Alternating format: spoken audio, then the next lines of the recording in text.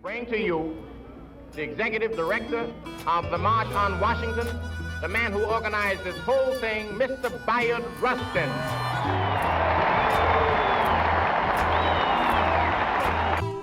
If you can't get a decent salary for men who are working in the name of God, how the hell are you going to get rid of poverty? All of the country people are telling me, you can't depend on the unions, they're anti-Negro, they won't stand with you. Well, I think the record here shows that in Memphis, this fight is going to be won because the black people of this community and the trade unions stand together, man to man. What I want to know is, with what politician will you agree in November if they don't get off their fannies and do something?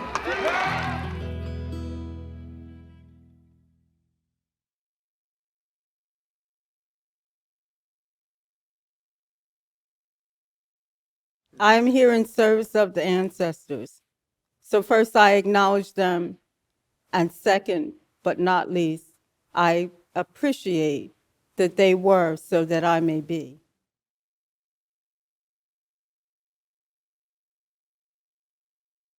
The traditional narrative concerning Rustin's Westchester roots have celebrated his grandmother's Quaker background.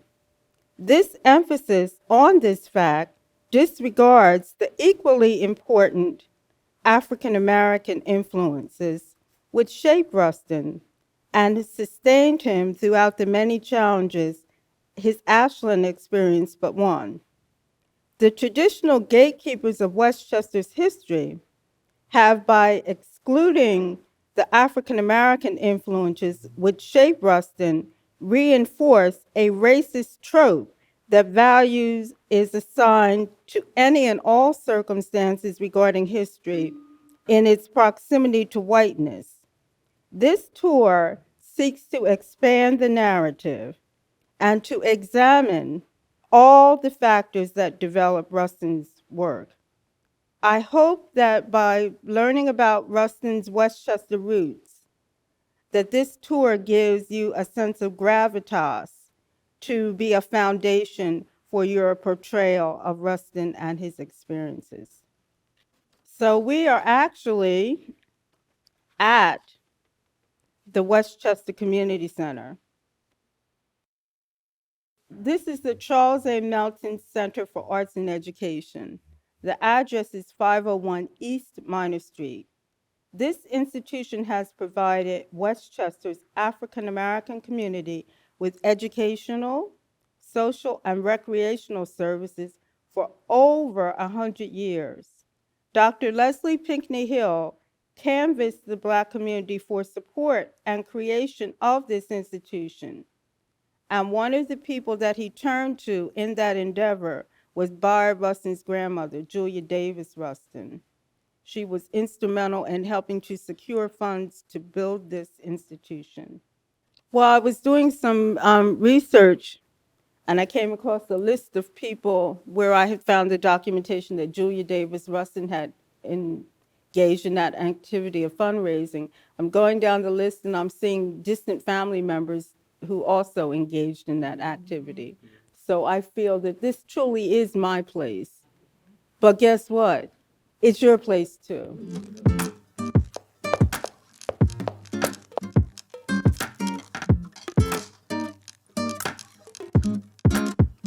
The significance of this site as it pertains to Bayard Rustin is this is the family home of the Brock family. And the patriarch of the Brock family, Reverend John C. Brock, was a decorated African-American Civil War correspondent. And the Brock family is a significant family in African-American history because Mariah Brock was Bayard Rustin's beloved teacher. And this is the home where her family resided. And it obviously is still standing. And note the architectural details that have not been obliterated. And one of the things that happens with gentrification.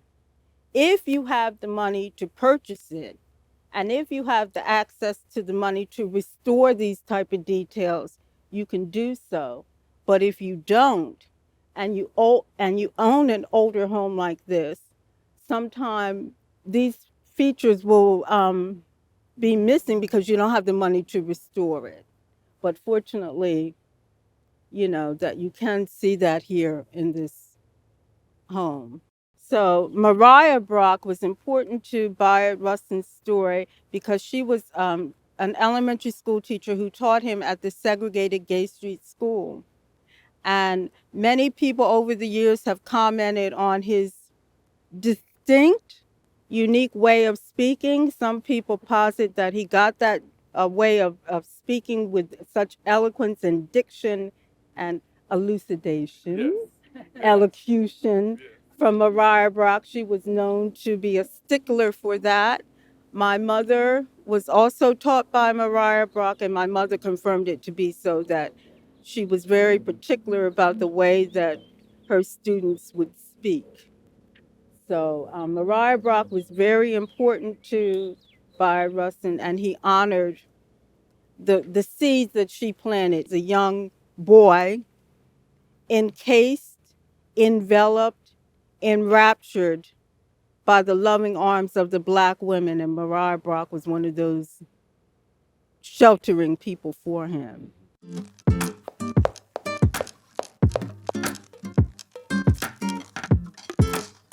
And we have arrived here. So this church is significant to our understanding of Rustin because Bayard Rustin's grandparents were married by Reverend John C. Brock, which I pointed to when we were at the Brock homestead. But Bayard Rustin's grandfather, Jennifer Rustin, was a respected, trusted member of this African Methodist Episcopal denomination.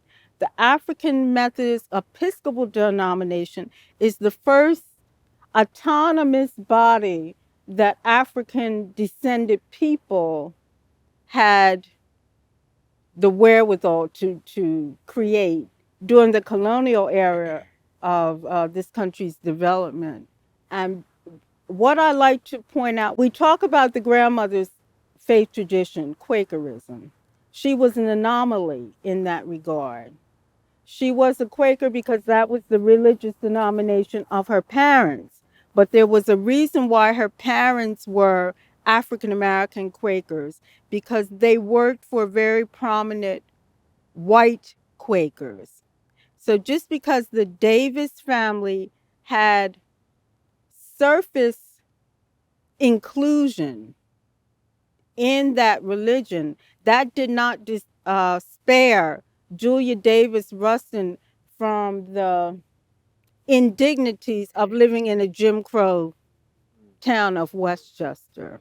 She was very much curtailed in what she could do because she was a Black woman living in the time of Jim Crow segregation, which was very much a fact of life in Westchester.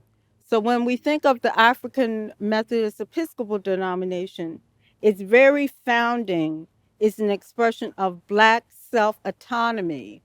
So if you know anything about Bayard Rustin, and he was an agitator, an activist, and an angelic troublemaker.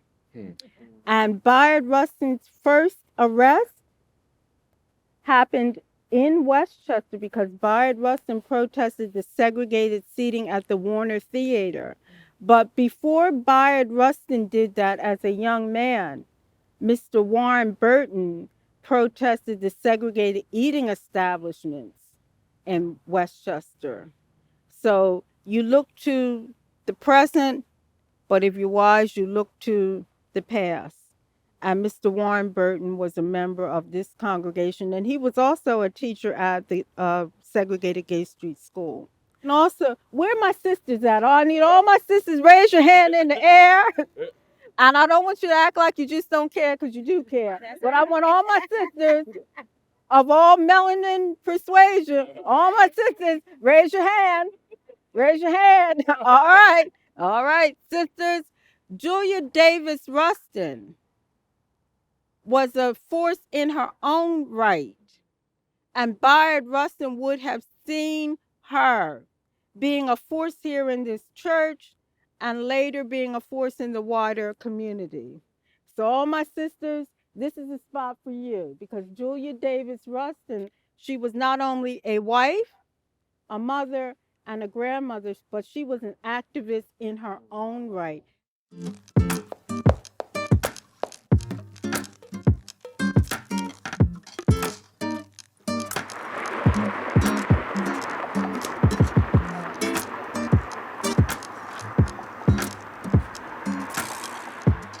So we are now standing in the 200 block of East Market Street. And this location where we are all gathered, divinely gathered, I think, is the site of Black entrepreneurship, particularly in the case of an individual by the name of Harry Spriggs. And he owned an eatery called the Royal Palace Luncheonette. And that is a documented site that Bayard Rustin, as a young man, and his band of angelic troublemakers, as he liked to refer to, that they would meet at the Royal Palace Luncheonette and discuss strategy, how that they were going to combat the racism, the segregation, the Jim Crow restrictions that befell them living in this quote unquote liberal Quaker town. So the Royal Palace Luncheonette, and this building here is the home of the Star Social Club. And the Star Social Club was founded in the late 19th century as a spot for African American working class men to meet, to have a place to socialize because they were barred from whites only facilities. So when we look at the Star Social Club and the Elks Lodge, these are sites of Black working class male autonomy. And these would have been examples that Bayard Rustin, as a young man growing up, he would have seen that example of what combined will would do for the benefit of the community. Because all people, regardless of race, class, gender, orientation, they need to have welcoming spaces where they feel that they can be themselves and congregate amongst like-minded people. And this would have been a space that was the reality of that. And Bayard Rustin, being a young man growing up in this community, he would have known that this was a space where this is possible. So therefore, it's a living example of what Black people decide to do. Society may dictate that you may not go here, but then we decide what will we do with that reality. We create places of our own. That's a powerful lesson. And I think it's that type of example that Rustin is absorbing as a child growing up.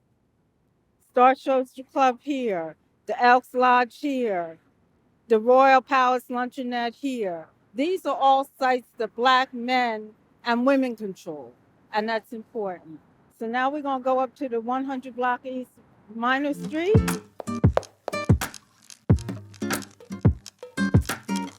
This site is significant because this is considered the time, the place that witnessed Bayard Rustin's infant beginnings. So his family was running this 3-story brick home, and obviously it's still standing.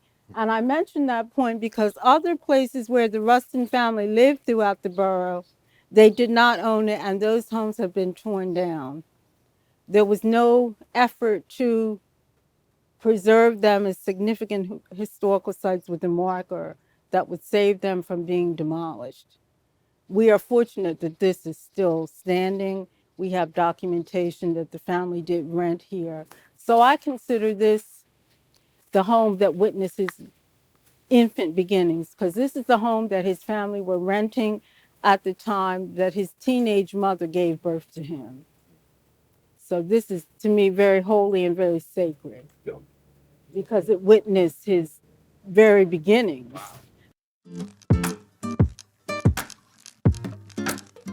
So we are in the 100 block of East Minor Street, and this block also was home people to rent, like the Rustins, but it was also home that people had the economic means to buy.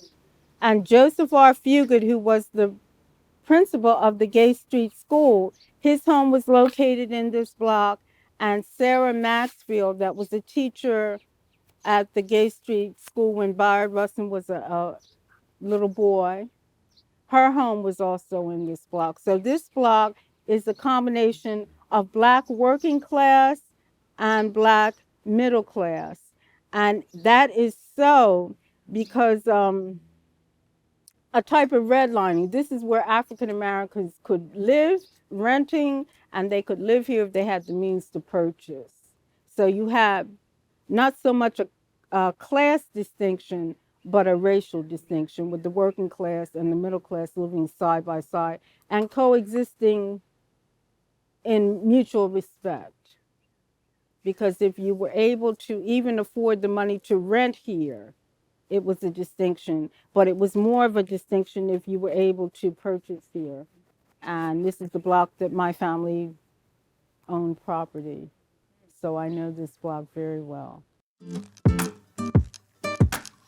So there is a marker at the high school where Henderson, where they have a marker denoting his high school career.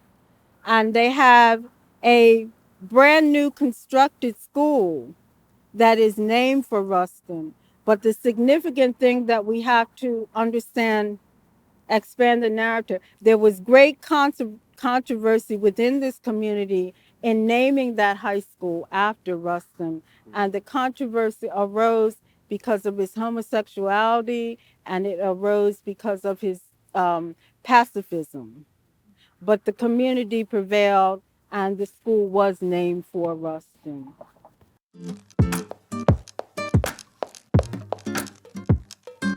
So this is the site of the former Gay Street School. So this would have been the elementary school Bayard Rustin first received his formal education. And this was a segregated facility, and segregation was a fact of life and education in Westchester, but that did not negate the fact that he received first-rate instruction from Mariah Brock, Catherine Walton, Sarah Maxfield, Warren Burton, Joseph R. Fugate. These were the individuals that showed him what is possible. These Black teachers prepared him with knowledge and wisdom. So there's a difference between knowledge and wisdom. Knowledge is fact, but wisdom will tell you what to do with it.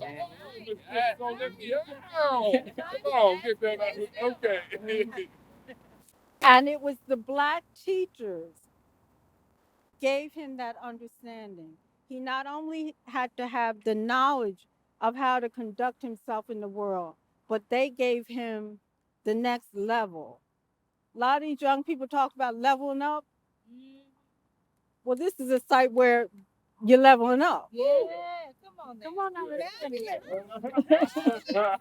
Come on now. It's magic. That's right. Thank you.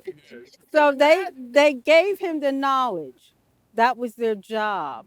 But they went beyond that because they inculcated in him, we're going to give it to you. But what you going to do with it? The world saw what he did with it. And that's what we celebrate in this play.